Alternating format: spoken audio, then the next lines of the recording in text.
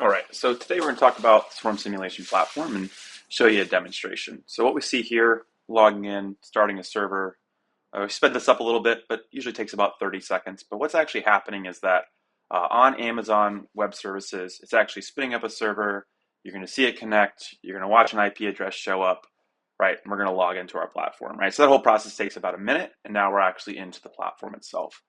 And what you're going to see here, right, is this is how easy it is to actually start up a simulation with a drone in a mountains environment. And on the left-hand side here, we have our code execution platform, which functions exactly like your VS Code that you'd have in there. Of course, this is our demonstration, so we're going to have a lot more features added into this. We're gonna move to a fully ROS-based, ROS2 specifically based architecture that will allow for a lot of different connections, including Foxglove and a lot of web-based visualizations. But just for context and awareness, right? This is all happening in your browser in real time. Everything that you see here right now, this is real time with a solid internet connection. And that's how easy it is to set up and run a simulation. So I think we're about 2 minutes into this whole process, and you can already start flying your drone, getting familiar with the different controls and all of those things. And this, what you see here, these interactions, this is actually happening with your keyboard, right, in your Chrome browser, whichever browser you want to have. You'll see there's some legacy stuff that we're still migrating over from the old AirSim system that we kind of used before we built what is essentially our own system. We've replaced about 70% of the code for this. So you have access to these virtual environments. And right now we support 3 different virtual environments, which we kind of talk about in our website. We have mountains, we have a house, really a neighborhood.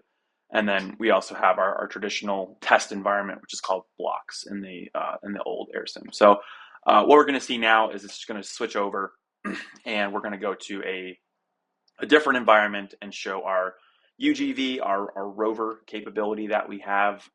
So we added this in. This is the Warthog platform. I know it's been added to a couple other open source repositories, but we actually went through, rebuilt the whole system, and it gives you a little bit more control over how the system operates. So yeah, you're going to see this pop up. Now, what's important here is that on the left-hand side, you see this code execution tool. Right, that's a full development environment. It has the ability to run as much code as you want to. It can run different types of vehicles. It's all Python based for now, but like I said, we're going to move into ROS 2 and have the ability to add in ROS modules, upload files, download data, do a lot of different things, so that basically when you start one of our servers, you're getting a full development environment that does everything that you needed to do, but it's in simulation.